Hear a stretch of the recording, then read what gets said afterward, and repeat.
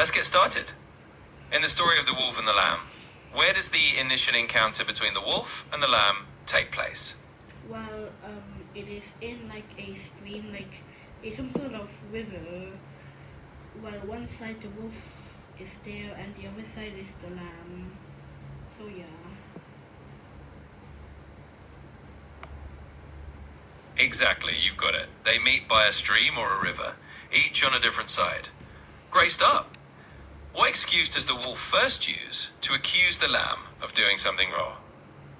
Of making the water dirty, even though it's going from the wolf to the lamb.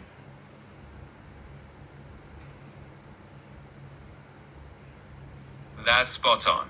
The wolf accuses the lamb of muddying the water, even though the current is actually flowing from the wolf's side down to the lamb's side. Great job. After the lamb explains that he couldn't possibly muddy the water, what does the wolf accuse him of next? What do you mean by he is? It's she in the story. Also, the wolf accused the lamb, well, that water can sometimes go backwards, even though it doesn't. Well, maybe, but it's in the wild, so yeah, it's not possible.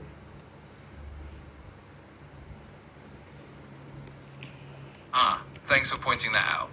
You're right. Sometimes the characters can be any gender in a retelling, and you've nailed the detail. The wolf tries to claim that somehow the water could flow backward, even though that's not really possible in nature. Great explanation. Question 4. When the lamb continues to defend itself, what is the wolf's next accusation?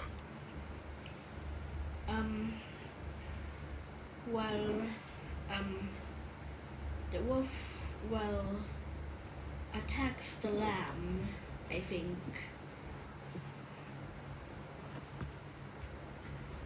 Exactly. Eventually, the wolf just jumps straight to aggression and attacks the lamb. No matter what excuses he made before, the wolf just wanted to find any reason to attack in the end. Question 5. So given all that, what do you think is the moral or lesson of the wolf and the lamb? Well, the moral of the story is like some people blame others, even when it's not true, but in the end, they make trouble for themselves.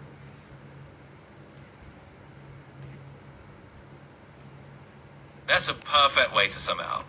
The moral is really about how those who are determined to do harm will find any excuse, even a false one, and in the end, it really reflects more on them than on the innocent person they're blaming. Nicely said. How does the lamb try to defend itself when the wolf makes these accusations? Well, I don't know.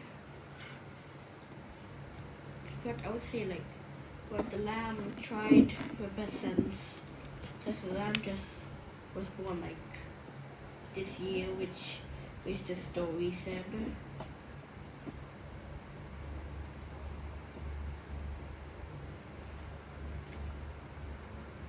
Exactly. The lamb really just explains as best as it can that it couldn't have done anything wrong, is innocent, and tries to reason with the wolf.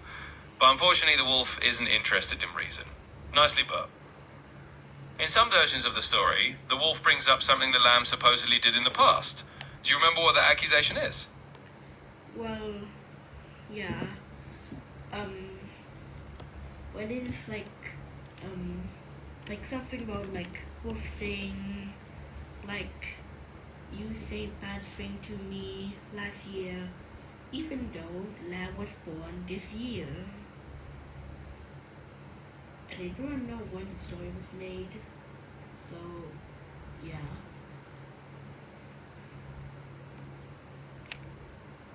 Exactly, you get it. The wolf claims something like, you insulted me last year, and the lamb has to point out that it couldn't have done that because it's only a young lamb born this year.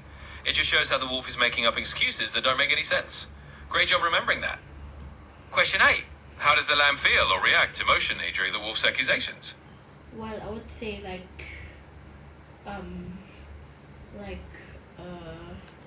don't really know. I would say worried, I think. So, yeah.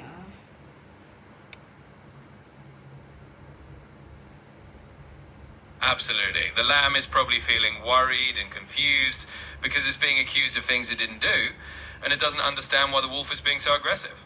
So that makes total sense. Question 9. In the end, what does the wolf's behavior teach us about how some individuals use power or strength unfairly?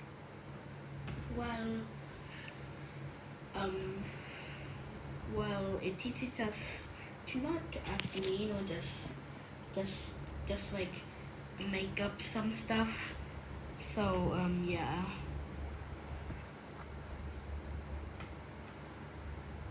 Exactly. That's a great takeaway.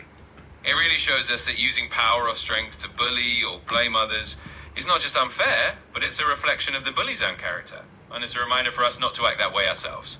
Nicely put. Do you think the story of the wolf and the lamb is still relevant today? Why or why not? Well, I think yes, because it teaches us to not just blame others or just make up some random stuff just to accuse, since yeah, it can lead to more trouble to the one accusing with no reason, and yeah, something like that.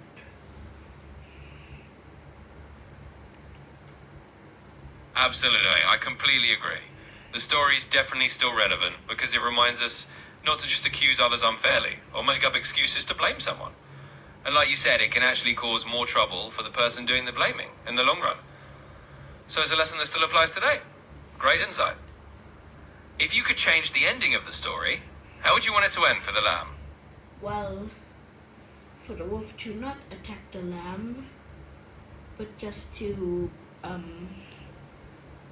like try to make the lamb like back off, like pretending to like going to like attack, you know.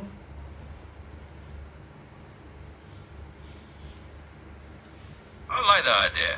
It's definitely a kinder twist. Instead of the wolf actually attacking, maybe it just scares the lamb away and the lamb can run off safely. That way there's no harm done, and the story can still teach a lesson without ending badly for the lamb. Great suggestion. Finally, do you think stories like The Wolf and the Lamb are important for teaching lessons to kids today?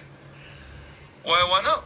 Well, yes, because you can teach like to not like blame others due to no reason at all, because like you must have reasons and why, because we just can't like say that without any reason. There must be always a reason for everything.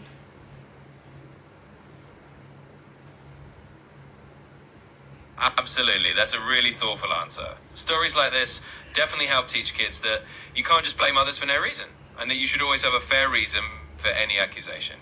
It teaches a sense of fairness and thinking about why we say what we say. Great point.